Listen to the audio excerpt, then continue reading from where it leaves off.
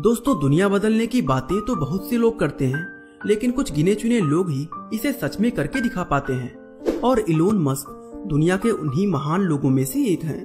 दरअसल इलोन सिर्फ एक कामयाब बिजनेसमैन ही नहीं, बल्कि एक बेहतरीन इंजीनियर और एक गजब के एंटरप्रेन्योरियल इन्वेंटर भी हैं। फिर चाहे बात मंगल ग्रह पर इंसानों की बस्ती बसाने की हो या फिर पृथ्वी से ग्लोबल वार्मिंग को खत्म करने की, इलोन की सोच हमेशा ही दूसरे लोगों से अलग रहती है। और आज की अगर बात करें तो इस समय वो दुनिया के सबसे अमीर इंसान होने के साथ ही दुनिया के सबसे कामयाब लोगों में शुमार किए जाते हैं। ऐसे में लोगों के मन में ये सवाल आता है कि आखिर इलोन हर एक फील्ड में इतने कामयाब कैसे होते हैं। असल में दोस्तों, इलोन का खुद का एक सक्सेस मंत्र है और आज की हमारी इस वीडियो में हम आपको इलोन के इसी सक्सेस मंत्र को समझाने की कोशिश करेंगे। तो चलिए बिना कोई देरी किए अब इस वीडियो को शुरू करते हैं। दोस्तों, वीडियो को शुरू करते हुए सबसे पहले हम आपको इलोन मस्क का एक छोटा सा इंट्रोडक्शन देते हैं। जैसा कि हमने आपको बताया कि इलोन इस समय दुनिया के दूसरे सबसे अमीर इंसान हैं। लोग उन्हें रियल लाइफ टोनी स्टार्क कहकर भी बुलाते हैं। दरअसल इलोन स्पेस एक्स नाम की एक एरोस्पेस मैन्युफैक्चरर और स्पेस ट्रांसपोर्टेशन कंपनी के फाउंडर, सीईओ और लीड डिजाइनर हैं। आपकी जानकारी के लिए बता दें कि स्पेस एक्स वही कंपनी है जिसने दुनिया में पहली बार रीयूजेबल रॉकेट बनाकर दिखाया था। इसके अलावा इलोन टेस्ला कंपनी के सीईओ और प्रोडक्ट आर्किटेक्ट भी हैं। साथ ही वो द बोरिंग कंपनी और famous online payment processing company PayPal के फाउंडर भी हैं। जी हाँ दोस्तों, इलोन ही वो इंसान है जिन्होंने पेपल को शुरू किया था। वैसे इन सब के अलावा इलोन के और भी कई बिजनेसेस मौजूद हैं जिन्हें इस वीडियो में काउंट करना संभव नहीं है। इसलिए इस इंट्रोडक्शन को अब यही खत्म करते हैं और जानते हैं कि इलोन आखिर इतने सक्सेसफुल कैसे बने। दोस्तों, इलोन आज इसलिए कामयाब है क्योंकि उनके सोचने का तरीका दुनिया के दूसरे लोगों से बिल्कुल अलग है। उनकी एक खासियत है कि वह किसी भी काम को इम्पॉसिबल नहीं मानते हैं। उनका कहना है कि कोई काम आखिर इम्पॉसिबल कैसे हो सकता है।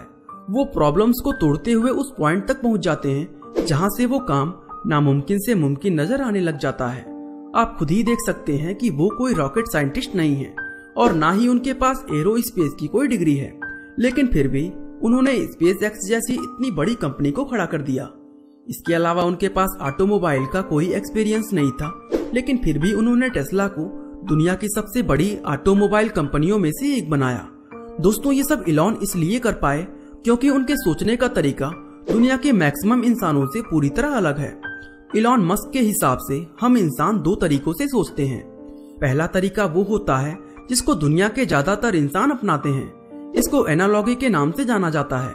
दूसरा तरीका फर्स्ट प्रिंसिपल कहलाता है, जिसको दुनिया के बहुत कम लोग ही अपना पाते हैं। और जैसा कि आप समझ गए होंगे कि इलोन उन्हीं चुनिंदा लोगों में से एक हैं।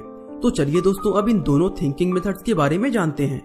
अब पहले एनालॉगी की अगर बात करें तो ये सोचने का वो तरीका होता है जिसमें हम इंसान अपने लाइफ एक्सपीरियंस और जो दुनिया में हमेशा से होता आया है उसको देखते हुए हर एक चीज के नतीजे निकालते हैं।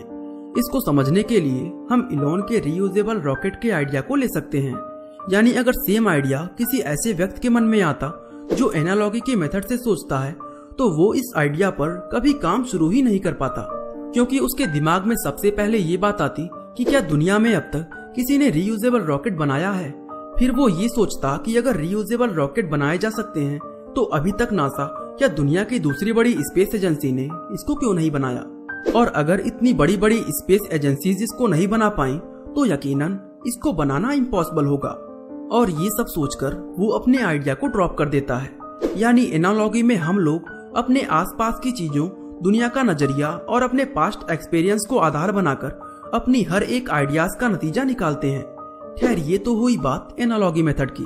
अब हम फर्स्ट प्रिंसिपल मेथड के बारे में जानते हैं। असल में फर्स्ट प्रिंसिपल से सोचने वाला इंसान अपने किसी भी आइडिया का नतीजा अपने पास्ट एक्सपीरियंस, दूसरे लोगों की सोच या फिर दुनिया क्या कहती है, इन सब चीजों के आधार पर नहीं निकालता, बल्कि वो अपने उस आइडिया के बारे में सभी फैक्ट्स को जमा करता है और फिर उसकी एक एक प्रॉब्लम को तोड़ना शुरू करता है। इस तरह एक एक प्रॉब्लम को तोड़ते हुए वो आखिर में उस पॉइंट तक पहुंच जाता है जहां ये पूरा आइडिया ही इम्पॉसिबल से पॉसिबल बन जाता है। इसको समझने के लिए हम फिर से इलोन मस्क के रीयूजेबल रॉकेट का एग्जाम्पल लेते हैं। दरअसल कुछ समय पहले इलोन के दिमाग में ये आइडिया आया था कि क्यों ना कुछ ऐसा किया जाए जिससे आम लोग भी अंतरिक्ष की सैर कर सके। अब कहने को तो ये एक छोटा सा ख्वाब था, लेकिन दुनिया के बड़े से बड़े साइंटिस्ट और बड़ी बड़ी स्पेस एजेंसियों के लिए ऐसा कुछ करना इम्पॉसिबल था। ना ही ऐसा कुछ करने का ख्याल दुनिया के किसी भी व्यक्ति के दिमाग में इससे पहले कभी आया था, क्योंकि दोस्तों एक छोटे से स्पेस ट्रेवल में अरबों खरबों रुपयों का खर्चा हो जाता है। ऐसे में दुनिया के आम लोगों को अंतरिक्ष की यात्रा करवाना वाकई में एक नामुमकिन सी बात थी। लेकिन इलोन ने इसको एक अलग तरीके से सोचा, यानी कि दोस्तों फर्स्ट प्रिंसिपल के मेथड से सोचा और इसका सोल्यूशन निकालना शुरू कर दिया। इस पूरे आइडिया में सबसे पहली और सबसे बड़ी प्रॉब्लम ये थी कि स्पेस ट्रेवल में यूज किए जाने वाले रॉकेट्स बहुत महंगे होते हैं। दोस्तों स्पेस ट्रेवल के रॉकेट्स इसलिए इतने महंगे होते हैं क्योंकि उन्हें सिर्फ एक बार ही इस्तेमाल किया जा सकता है। यानी अगर ऐसे रॉकेट्स बना लिए जाएं जिन्हें एक बार की जगह बार बार इस्तेमाल किया जा सके तो स्पेस ट्रेवल को काफी सस्ता बनाया जा सकता है। दोस्तों आपने देखा कि इलोन ने किस तरह अपनी प्रॉब्लम्स को छोटे छोटे टुकड़ों में तोड़ा और आखिर में वो उस पॉइंट तक पहुंच गए जहां ये पूरा आइडिया सक्सेसफुल होते दिखने लगा। दोस्तों इस तरह से सोचने को ही फर्स्ट प्रिंसिपल मेथड कहा जाता है। इलोन ने अपनी पूरी जिंदगी इसी तरह से सोचा है। ये बात वो खुद अपने कई इंटरव्यू में कह चुके हैं। वैसे दोस्तों हम आपको बता दें कि जब इलोन ने अपने रीयूजेबल रॉकेट का आइडिया दुनिया के सामने रखा था तो उस समय उनके इस आइडिया को किसी ने भी गंभीरता से नहीं लिया था और यहाँ तक कि कुछ लोगों ने उनका मजाक भी बना दिया था, क्योंकि उस समय वह सिर्फ एक इंटरनेट कंपनी पेपल के ऑनर हुआ करते थे। उन्हें स्पेस और रॉकेट्स के बारे में बहुत ज्यादा जानकारी नहीं थी। जब उनके आइडिया को दुनिया में सब जगह ठुकरा दिया गया तो उन्होंने अपनी खुद की एरोस्पेस कंपनी खोलने का फैसला किया। इस तरह एक अकेले इंसान के द्वारा खड़ी की गई एक प्राइवेट कंपनी ने वो काम कर दिखाया जिसे नासा, ईएसए और रॉसकॉस्मोस जैसी स्पेस एजेंसियां भी नामुमकिन मानती थी। दरअसल इलोन का मकसद दुनिया में नाम, शोहरत या पैसा कमाना नहीं बल्कि दुनिया को बदलने का है। इसीलिए उनकी सोच और काम करने का तरीका दुनिया से बहुत ज्यादा अलग है। वो सिर्फ आज ही नहीं बल्कि आने वाले कल के बारे में भी सोचकर चलते हैं। यही वजह है कि टेस्ला ने दुनिया में सबसे पहले इलेक्ट्रिक व्हीकल्स बनाना शुरू किया था। दोस्तों इलोन इस बात को बहुत अच्छी तरह समझते हैं कि पृथ्वी पर फॉसिल फ्यूल के भंडार अनलिमिटेड नहीं है। आने वाले कल में ये फ्यूल दुनिया से पूरी तरह खत्म हो जाएंगे। इसलिए इंसानों को अभी से उस टेक्नोलॉजी पर काम करना शुरू कर देना चाहिए जिससे फॉसिल फ्यूल खत्म होने के बाद वाहनों और इंडस्ट्रीज की मशीनों को चलाया जा सके। और दोस्तों उन्होंने इसकी तैयारी भी शुरू कर दी है और अब उनकी देखा देखी दुनिया की दूसरी कंपनियों ने भी इलेक्ट्रिक व्हीकल्स बनाना शुरू कर दिया है। अब दुनिया भी ये मानने लगी है कि इलोन जो भी करते हैं उसके पीछे हमेशा ही कोई बड़ा मकसद छिपा होता है। इलेक्ट्रिक व्हीकल्स को बनाने के पीछे इलोन का एक मकसद ये भी है कि इसके जरिए ग्लोबल वार्मिंग को कम किया जा सकता है। दोस्तों हम आशा करते हैं कि इलोन मस्क के ऊपर इस वीडियो को देखने के बाद आपको उनके बारे में कई जानकारियां मिल गई होंगी।